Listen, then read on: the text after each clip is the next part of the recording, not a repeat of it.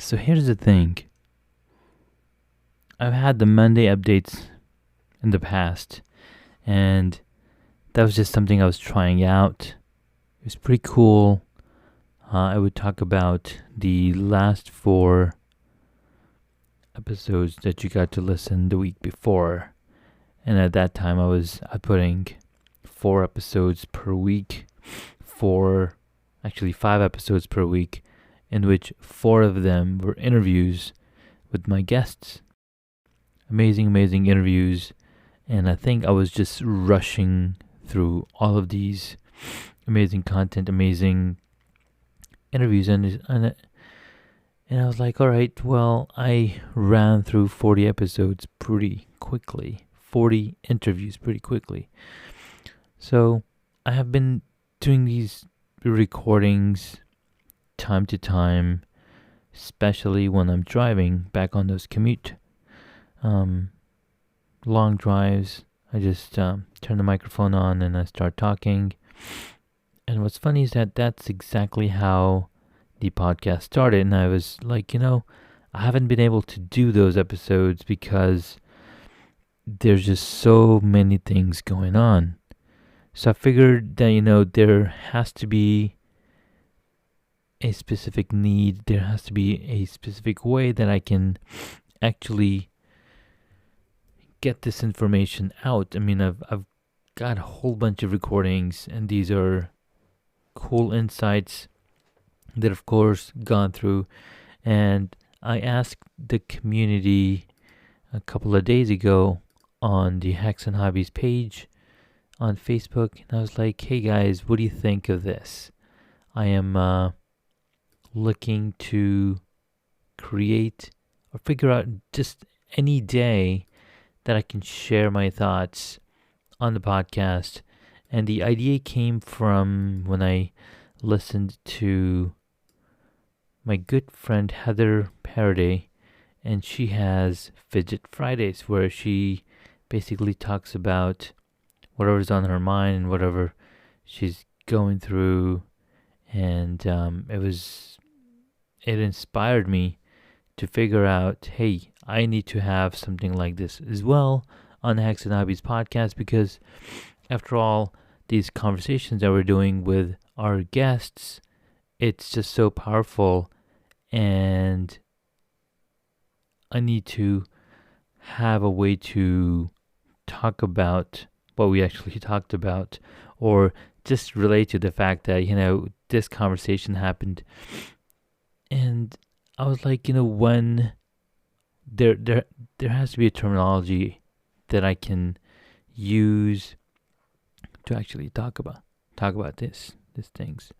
So I asked on the Hacks and Hobbies page, and I was like, hey guys, I am constantly talking about myself, how to get better at conversation, started about the podcast and get thoughts out and over to you guys and get them validated. And too many times I'm just afraid to get the words on the paper. So I asked, what should I call my thoughts on the happenings around me, and specifically what I'll be sharing in the podcast outside of the interviews episodes. And a whole lot of you took the time to actually jump in and say what I should be talking about. And some words were thrown out, some consideration, rumination, deliberation, contemplation, ideation, brain work.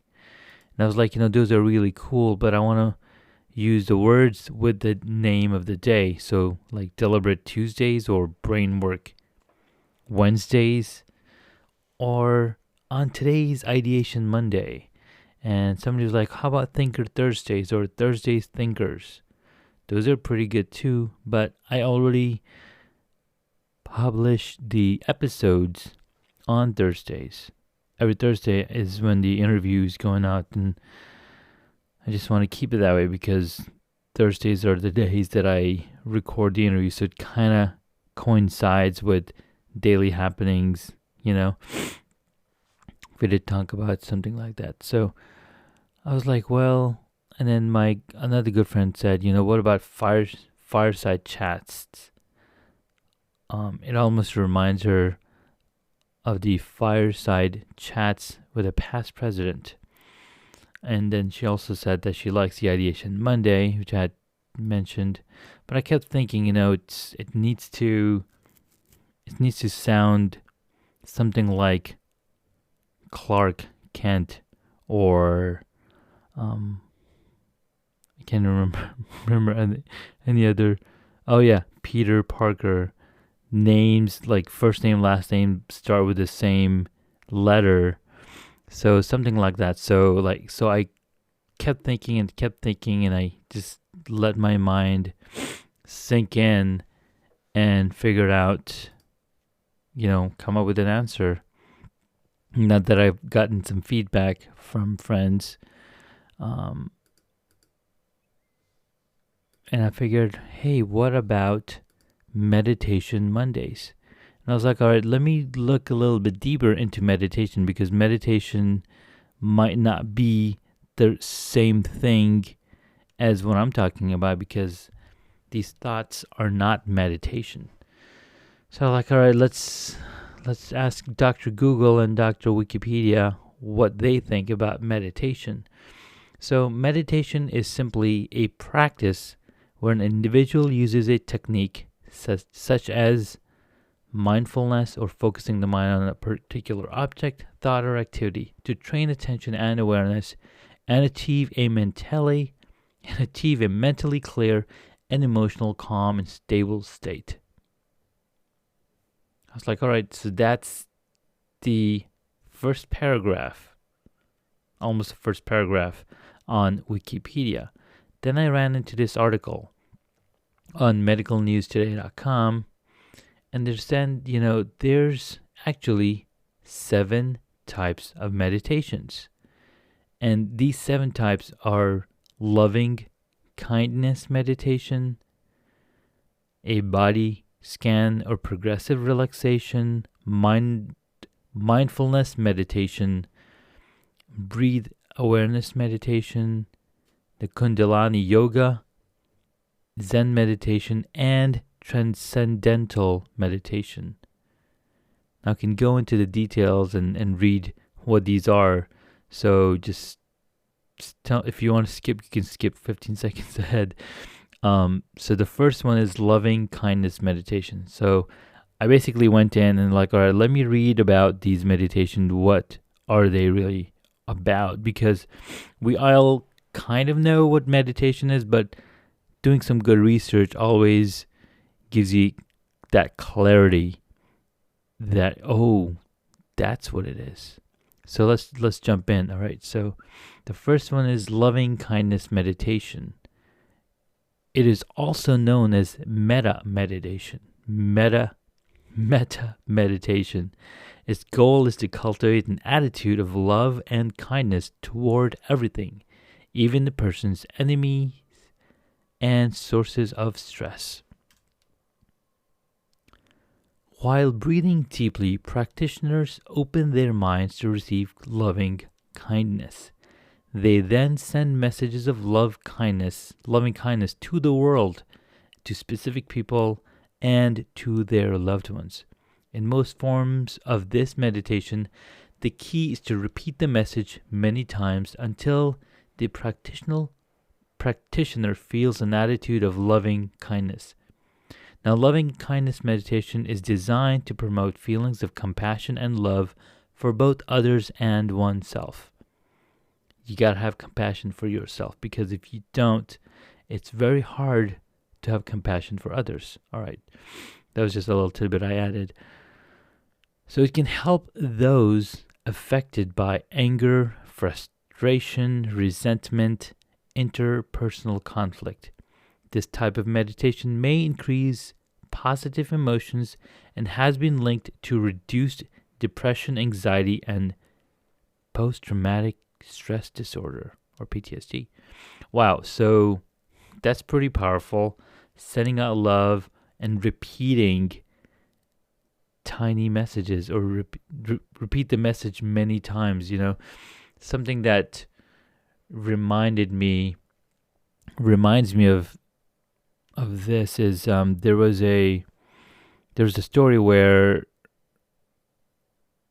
this man was praying, and he kept saying, Ya Allah, Ya Allah, oh God, oh God. And because God answers you, he ended up saying, I am God, I am God. Meaning God was speaking through this person that, hey, I hear you and I am here and listening. So I was like, wow, that's pretty. And this kind of talks about the same thing, because now you're creating that mental connection with the person that you have ill feelings, or you're stressed about them, or whatever you might have, frustration, resentment, etc.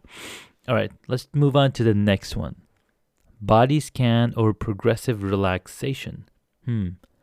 Progressive relaxation, sometimes called a body scan meditation, is a meditation that encourages people to scan their bodies for areas of tension. The goal is to notice tension and to allow it to release. I would love to notice the tension in my neck and shoulders and ask them to leave, because I've been in so much pain all day today and past few days. It's really crazy. All right, so during a progressive relaxation session, practitioners start at one end of their body, usually their feet, and work through the whole. Some forms of progressive relaxation require people to tense and then relax muscles. Others encourage a person to visualize a wave drifting over their body to release tension. That sounds very relaxing. Like literal wave crashing over your body? Oh yeah. Progressive relaxation can help to promote generalized feelings of calmness and relaxation. It may also help with chronic pain, because it slowly and steadily releases the body. Some people use this form of meditation to help them sleep. Oh, yes. I've heard of this. I've seen this happening, when you are going in a meditative state to be hypnotized. The hypnotist will ask you to start relaxing different parts of your body. Your eyelids are heavy and they're drooping and they're falling over your eyes, and you start thinking about it and your eyes automatically close. That's pretty interesting. Cool. All right, let's see number 3. Mindfulness meditation. Now, I really like this one just because of the Peter Parker, Clark Kent kind of vibe in it. Mindfulness meditation. So I was like, oh, the triple M. Welcome to the Mindfulness Meditation Monday, or Monday's Mindfulness Meditation. And today's Mindfulness Meditation, that has to be better. Today's Monday meditation of mindfulness. I don't know, we gotta figure this out. All right.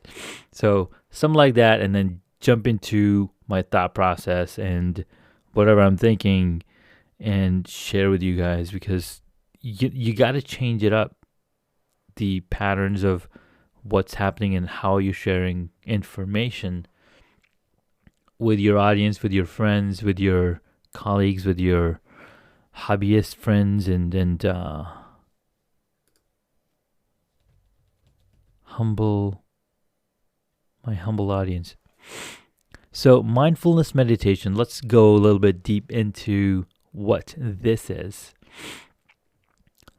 Mindfulness is a form of meditation that urges practitioners to remain aware and present in the moment. Mindfulness is a form of meditation that urges practitioners to remain aware and present in the moment. Rather than dwelling on the past or dreading the future, mindlessness, mindlessness, mindfulness encourages awareness of a person's existing surroundings. Crucial to this is a lack of judgment. So that's crucial, lack of judgment. Crucial to this is a lack of judgment. So rather than reflecting on the annoyance of a long wait, a practitioner will simply note the wait without judgment. I could have used this last week. Mindfulness meditation is something people can do almost anywhere. While waiting in line at the grocery store, for example. Oh my god, that is so boring to read. I was literally yawning back there. A person might calmly notice their surroundings, including the sights, sounds, and smells they experience. A form of mindfulness is involved in most kinds of meditation. Breath awareness encourages practitioners to be aware of their breathing, while progressive relaxation draws attention to areas of tension in the body, right? So mindfulness is involved in both of those situations because you have to think in your head what you're supposed to be thinking in your head about. Because mindfulness is a theme common in many forms of meditation, it has been extensively studied. Wow, I love it. Research has found that mindfulness can reduce fixation on negative emotions, improve focus, improve memory, lessen impulsive emotional reactions, improve relationship satisfaction. Whoa, I'm absolutely, first of all, I just fell in love with the name Mindfulness Meditation. Why not? But now when you look at the research that they did research on this so extensively because the mind is a control. It's the action maker, right? Or is the heart the action maker? Anyhow, it improves your focus and memory. And you probably remember, but I have a really bad memory. And I lack a lot of focus. So, man, I am either tired or just sleepy. Yeah, it's either one of them, but this stuff is just blowing my mind up, but my body is super tired. Some evidence suggests mindfulness may improve health. For example, a study of African American men with chronic kidney disease found that mindfulness meditation could lower blood pressure. Wow. All right, that was awesome. Okay, I keep looking at the time and it says 1:18. I'm like, what? I haven't spoken for 1 minute and 18 seconds. It's actually 18 minutes and 30 seconds. So I've been talking about this thing for about 18 minutes. And I really appreciate you guys sticking around so we can figure out the name for this types of episodes. It is so important to have any type of meditation in your life because it absolutely brings results. All right, number 4 is breathe awareness meditation. And if you own an Apple Watch, you are probably reminded throughout the day to do your breathe exercises. And I think breathe awareness meditation, or BAM, has to be related with what we're about to just discover. Or maybe you already know. Breath awareness. I keep saying breathe, but it's breath. You can pronounce it either way. English is a funny language. Breath awareness is a type of mindful meditation that encourages mindful breathing. There you go, mindful again. So BAM encourages mindful breathing. Practitioners breathe slowly and deeply, counting their breaths, counting their breaths, or otherwise focusing on their breaths. The goal is to focus only on breathing and to ignore other thoughts that enter the mind. As a form of mindfulness meditation, breath awareness offers many of the same benefits as mindfulness. These include reduced anxiety, improved concentration, and greater emotional flexibility. I didn't pay attention to the word arrangement, but breath awareness meditation, or BAM. Welcome to a BAM Monday, where we will focus on our breaths and breathe. Man, that word just drives me crazy. Breath and breathing. Why can't it be like breathing or something? Anyways, number 5 is Kundalini yoga. So I'm guessing this is like literal yoga. Is a physical active form of meditation that blends movements with deep breathing and mantras. People usually learn from a teacher or do a class.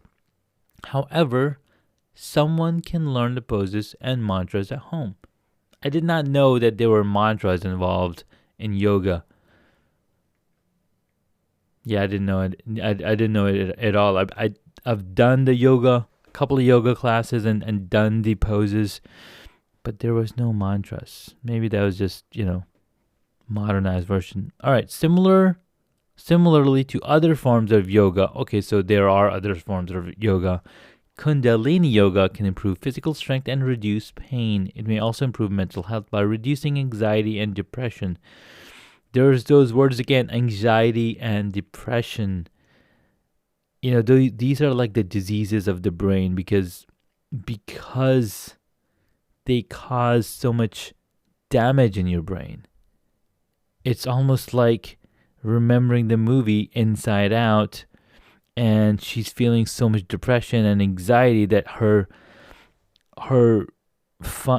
palaces start crashing and crumbling, because that's the literal destruction of your brain happening.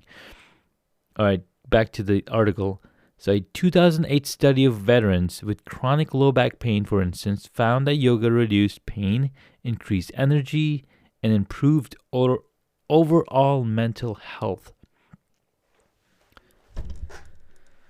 Wow. All right, I need to go do some Kundalini yoga so I can reduce some pain in my back and my neck and shoulders, and improve my overall mental health. Number 6 is Zen meditation. Sometimes called Zazen, is a form of meditation that can be part of Buddhist practice. Many Zen practitioners study under a teacher because this kind of meditation involves specific steps and postures. The goal is to find a comfortable position, focus on breathing, and mindfully observe one's thoughts without judgment.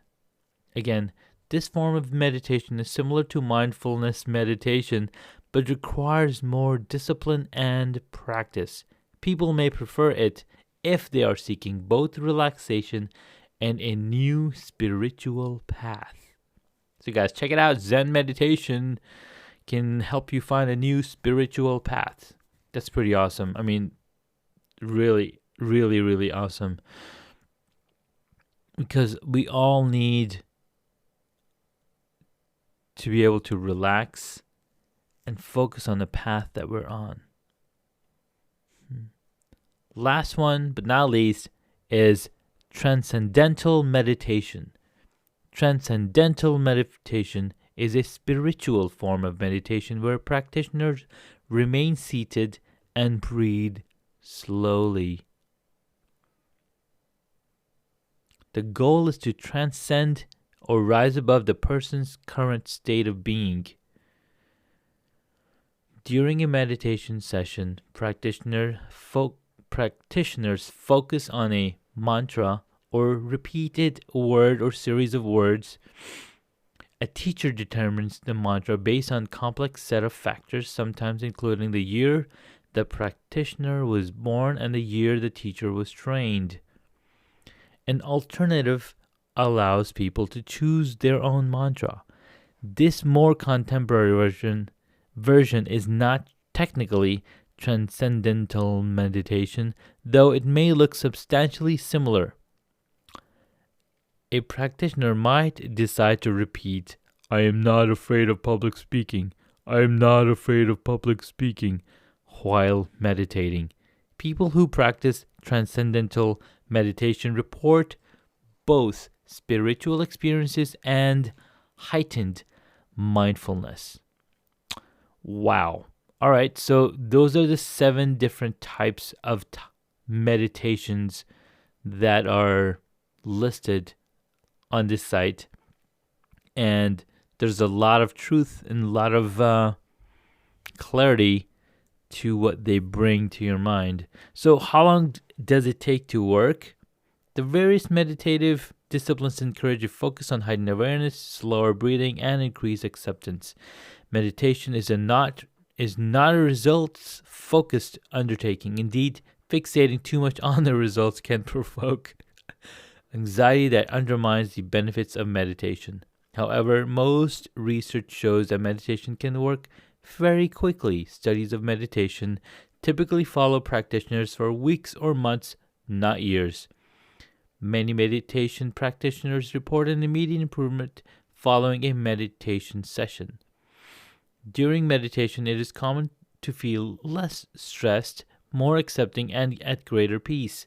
Over time and with practice, these sensations may continue outside of meditation sessions. So they're asking, the last question is, how often should you be meditating? Well, there is no right answer to this question. One argument is that any medication is better than no meditation. So if a person is only able to meditate once a week, this should not be a barrier to trying out the therapy. A person can consider starting with a few sessions per week, working up to 1 session per day. Meditating around the same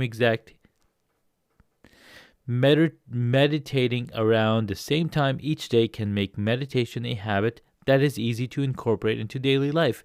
If meditation is helpful, it may be beneficial to increase the frequency to 2 or more per day, or to use it to reduce stress whenever needed. Now, those are really, really important points because, I had jumped into releasing an episode every single day.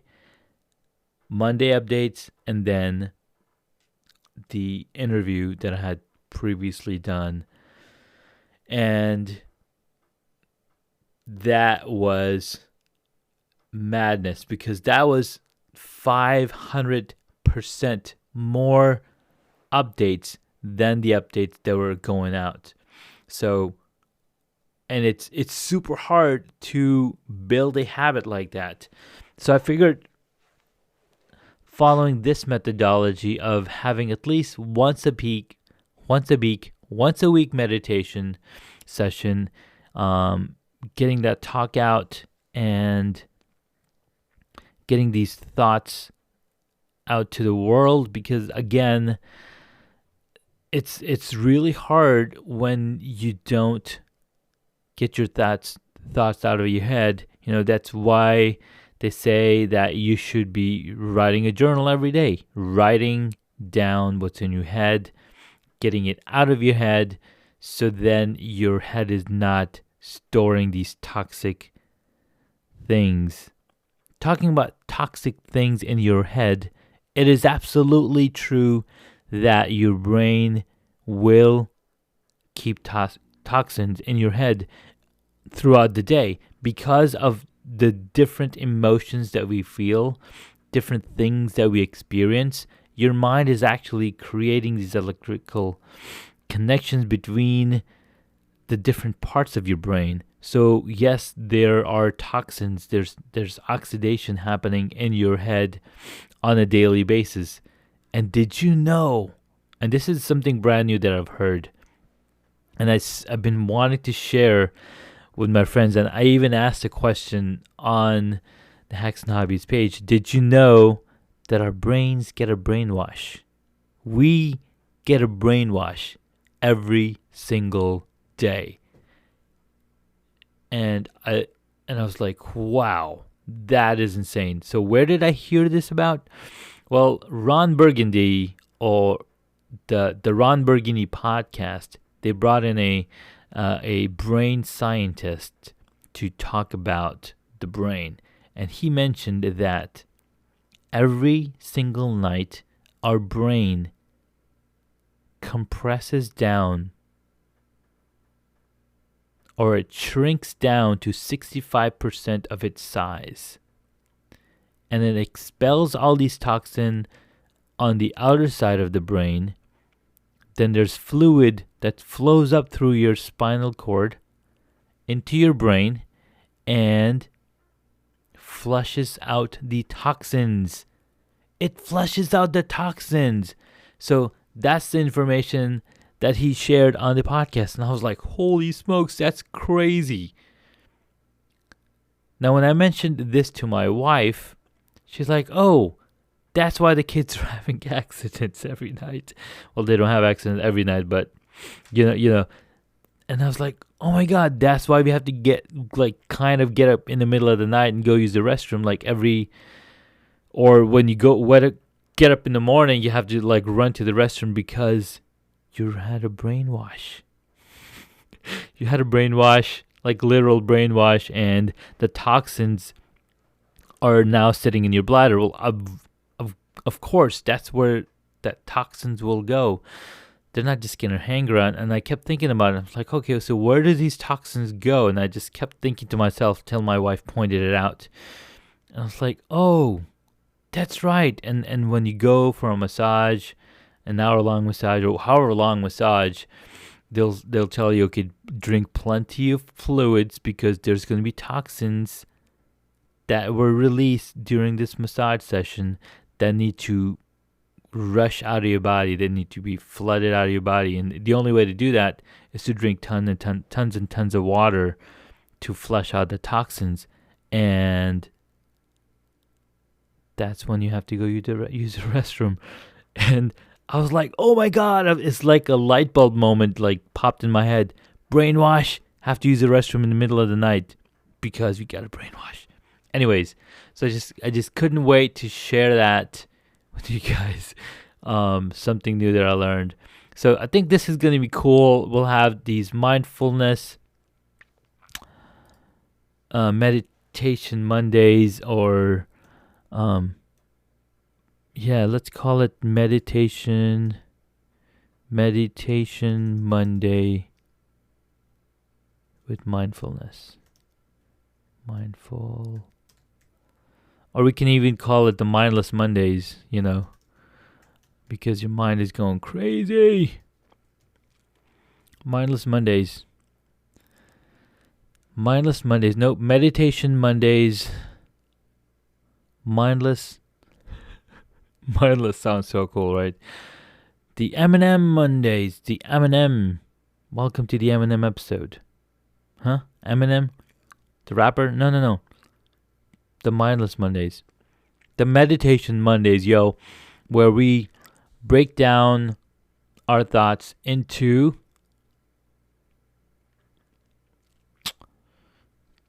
I don't know, I forgot.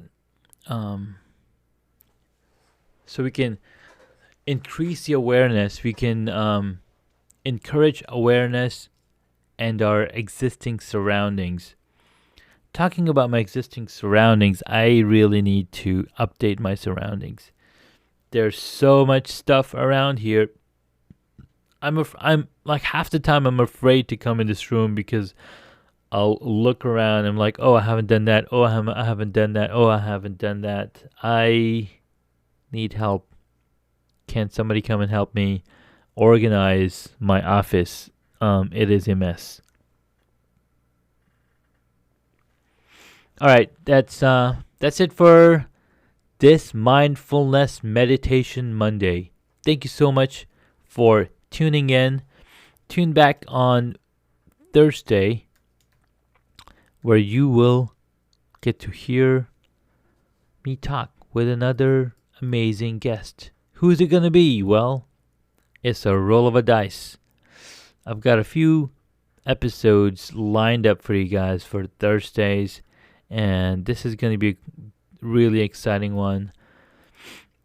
I'm talking with my good friend. Who is it? Episode 90. I'm talking to Matthew Gagnon. How to function at a higher capacity by working on yourself with perseverance. This was an awesome episode, and we got to talk about a lot of amazing things. Well, tune in on Thursday, and you'll get to hear me speak with Matt Gagnon. Have an awesome Mindfulness Monday. Till the next one.